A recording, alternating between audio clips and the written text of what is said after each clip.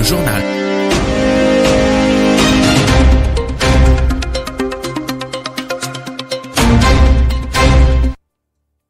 Le journal de 13h30 sur les ondes de RTCI. Bonjour à toutes et à tous au sommaire de cette édition. Élection législative partielle à Tozeur, second tour ce dimanche à Dgesh, Hamd Jerid et Tamarza, 29 bureaux ouverts pour près de 29 000 électeurs. Éducation, la tension monte d'un cran. 9 syndicats annoncent des assemblées générales le 13 septembre et une journée de protestation le 17 courant. Surveillance des marchés de gros, les forces de sécurité intensifient les opérations pour lutter contre la spéculation et la hausse des prix. Pénurie de médicaments, le constat reste préoccupant. Rencontre entre pharmaciens et ministères pour anticiper les ruptures et garantir la continuité des soins. Soutien au peuple palestinien, sit-in ce dimanche à Tunis et départ mercredi prochain de la flottille mondiale à Soumoud vers Gaza pour dénoncer le blocus et le génocide. Enfin, météo, temps partiellement nuageux sur tout le pays. Mesdames et messieurs, bonjour. Les élections législatives partielles se poursuivent ce dimanche à Tozeur. Le second tour se déroule dans la circonscription de Dgesh, Hamd Jerid et Tamarza avec 29 bureaux de vote ouverts jusqu'à 18h pour près de 29 000 électeurs inscrits. Le président de l'instance régionale indépendante des élections indique un déroulement fluide et sans incident, toutes les conditions étant réunies pour assurer le succès du scrutin. La tension monte dans le secteur de l'éducation. 9 syndicats réunis sous l'égide de l'UGTT annoncent des assemblées générales dans les écoles le 13 septembre, suivies d'une journée de protestation le 17 courant. Ils dénoncent la publication unilatérale du mouvement de mutation par le ministère qu'ils jugent contraire au droit syndical et appellent à un retour au dialogue, avertissant d'un risque de perturbation de la rentrée scolaire. L'administration tunisienne à bout de souffle, les lenteurs bureaucratiques et les procédures complexes continuent de représenter un véritable calvaire pour des millions de citoyens. Face à cette situation, le gouvernement multiplie les initiatives pour lever ces obstacles en lançant notamment des programmes de numérisation des services et de simplification des démarches administratives. Selon Kamel Amr, expert en innovation publique, ces mesures sont essentielles pour rapprocher l'administration des usagers et rendre les services publics plus efficaces. On l'écoute au micro de Monderzid. Aujourd'hui, les nouveaux concepts de management sont axés sur le bonheur au travail, d'humain à humain. La finalité d'un produit ou d'un service quelconque, c'est pour un usage humain. Pour pouvoir satisfaire l'humain en bout de chaîne, il faut que l'humain en amont et les humains tout au long de la chaîne soient satisfaits. S'ils ne sont pas satisfaits, il n'y aura pas d'innovation, il n'y aura pas de satisfaction. Donc maintenant, pour l'innovation publique, d'abord, c'est identifier tous les humains et aussi les humains qui produisent le service. Donc le fonctionnaire qui est en back-office et le fonctionnaire qui est en face du citoyen. Et il faut comprendre leurs besoins, leurs problématiques, leurs attentes, leurs exigences et essayer de les rendre heureux, entre guillemets, en réduisant l'intensité de la douleur qu'ils ressentent, en exerçant leur travail et le citoyen aussi en vivant l'expérience. Parce qu'aujourd'hui, quand on va à l'administration, pour n'importe quel service, c'est vraiment un calvaire. Dans l'innovation publique, on travaille surtout pour l'amélioration de la qualité des services. L'usager du service, il est au centre de l'action publique. Donc l'action publique, il est là pour satisfaire les besoins, les attentes, les exigences d'aujourd'hui et de demain et de les anticiper. Donc l'administration, elle est condamnée, entre guillemets, à devenir agile. Le problème, c'est que l'inertie de l'administration ne permet pas l'agilité. Donc on doit repenser l'administration pour que l'administration devienne agile, parce qu'aujourd'hui, on est en train de gérer avec même des textes de loi qui datent d'avant l'indépendance, ce qui est aberrant.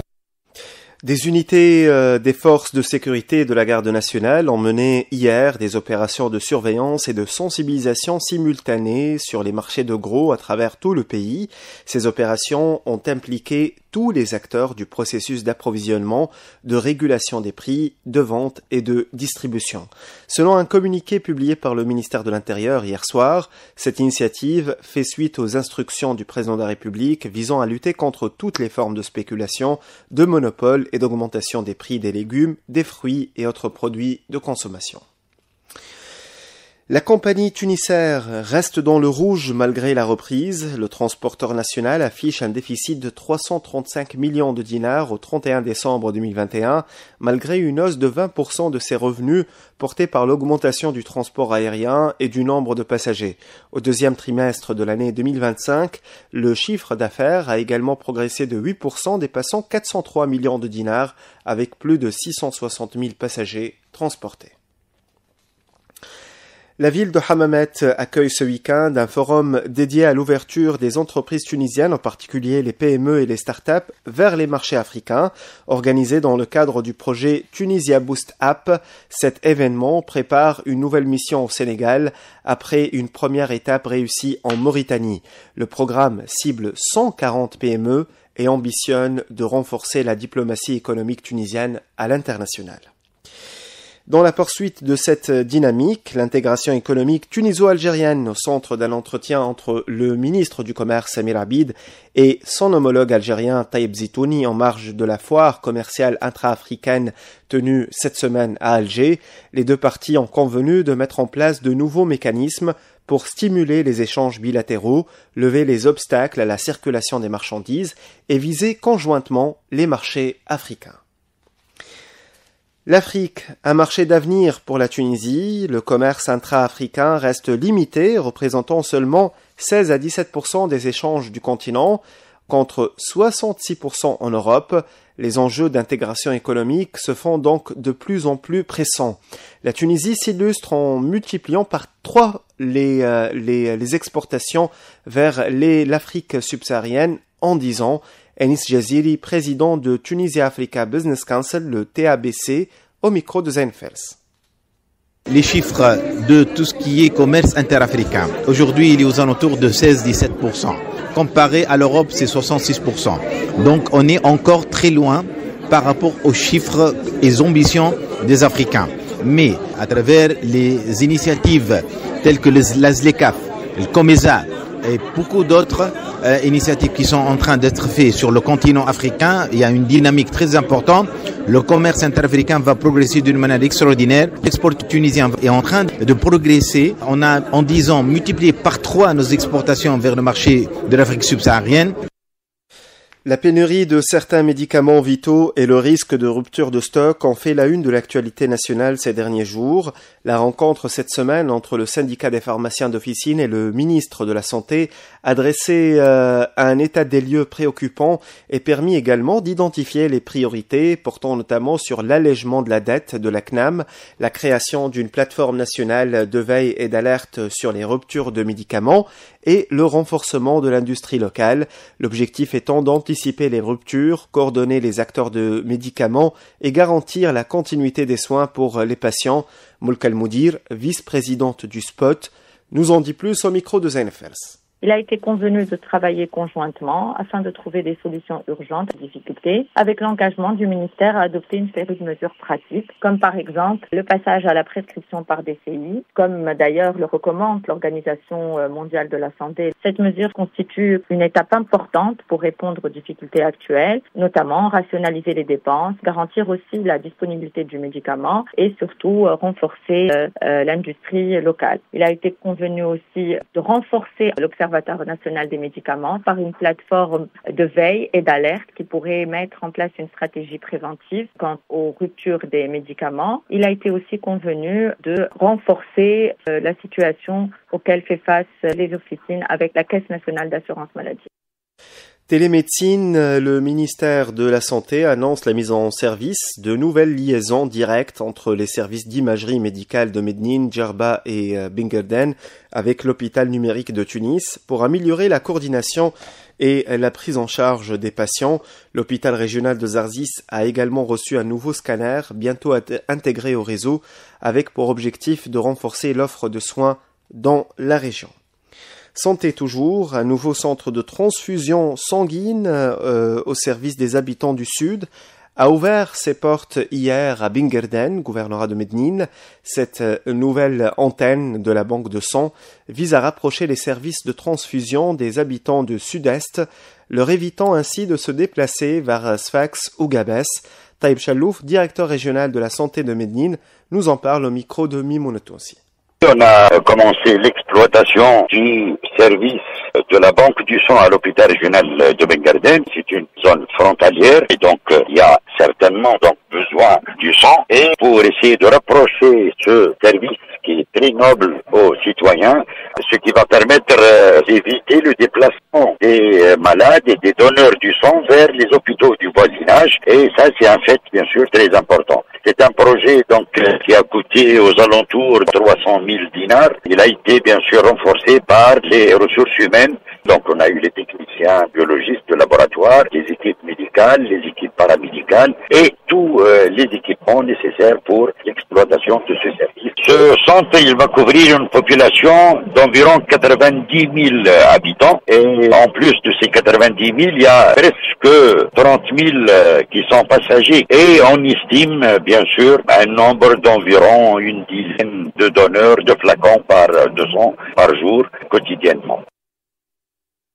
La mobilisation continue à Tunis en soutien au peuple palestinien. Le réseau tunisien de lutte contre la normalisation avec l'entité sioniste organise un sit-in ce dimanche devant l'ambassade des États-Unis. Cette action vise à soutenir la résistance palestinienne, dénoncer le génocide à Gaza et appuyer la flottille mondiale partie d'Espagne et d'Italie pour briser le blocus imposé par l'ennemi sioniste. Par ailleurs, la flottille mondiale Soumoud lèvera l'ancre mercredi prochain depuis Tunis à destination de Gaza. Initialement prévu ce dimanche, son départ a été reporté pour des raisons techniques et logistiques. Les organisateurs invitent la population à se rendre ce dimanche au port de Sidi Bou Saïd pour accueillir les navires venus d'Espagne avant qu'ils ne rejoignent la flottille mondiale partie lundi de Barcelone. Actualité dans le monde, au moins 14 Palestiniens sont tombés en martyrs et plusieurs autres blessés ce dimanche dans des bombardements menés par les forces de l'occupation sioniste à Gaza, touchant notamment des tentes de déplacés, une école et un appartement résidentiel. Depuis le 7 octobre 2023, le génocide de l'ennemi sioniste a fait plus de 64 000 martyrs et 162 000 blessés, en majorité des femmes et des enfants. Culture, le cinéma tunisien brille à Venise. Le film La Voix de Hind El Ajab de Kawthar Ben Hniya a décroché hier le Lion d'argent, grand prix du jury de la 82e Mostra de Venise, après avoir raflé 6 autres distinctions prestigieuses. Inspiré de l'histoire réelle de la petite palestinienne Hind El Ajab, tombée en martyr à Gaza, ce long métrage de 89 minutes rend hommage aux victimes et aux secouristes du Croissant Rouge palestinien. La réalisatrice tunisienne a dédié son prix à Gaza, dénonçant le génocide en cours. Le film, déjà candidat tunisien aux Oscars de 2026, sortira dans les salles nationales le 10 septembre. Dans l'actualité sportive, la sélection nationale de football en mission à Malabo. Les Aigles de Carthage affrontent la Guinée équatoriale demain à 14h heure tunisienne au nouveau stade de Malabo pour la 8e journée des éliminatoires africaines. Une victoire sera synonyme de qualification de la Tunisie pour la phase finale de la Coupe du Monde 2026. Défaite pour la Tunisie à prime, l'équipe B de la sélection nationale s'est inclinée 1-0 face à l'Égypte hier soir à El Esmaïlia en match amical. Les Aigles de Carthage retrouveront la même équipe pour le second test dans 2 jours. Les prévisions météo avant de vous quitter, des cellules orageuses accompagnées de pluie et de grêle sont prévues cet après-midi à l'ouest du pays et dans certaines régions de l'est. Le vent sera modéré et atteindra jusqu'à 70 km/h sous orage et la mer restera peu agitée. Les températures sont comprises entre 30 et 34 degrés sur les côtes et les hauteurs et entre 35 et 41 degrés ailleurs. Ce journal touche à sa fin, un bref rappel de ses titres. Élections législatives partielles à Tozeur, second tour ce dimanche à Dgesh, Ham Tejrid et Tamarza, 29 bureaux ouverts pour près de 29 000 électeurs. Éducation, la tension monte d'un cran, 9 syndicats annoncent des assemblées générales le 13 septembre et une journée de protestation le 17 courant. Pénurie de médicaments, le constat reste préoccupant. Rencontre entre pharmaciens et ministères pour anticiper les ruptures et garantir la continuité des soins. Soutien au peuple palestinien, sit-in ce dimanche à Tunis et départ mercredi prochain de la flottille mondiale à Soumoud vers Gaza pour dénoncer le blocus et le génocide. C'est la fin de cette édition, merci de l'avoir suivi. C'était Tarek Drissi à la technique, Rim Trablsi côté web et Ziad Mahjoub au micro.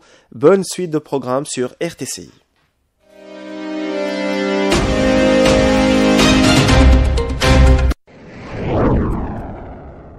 Chaque jour.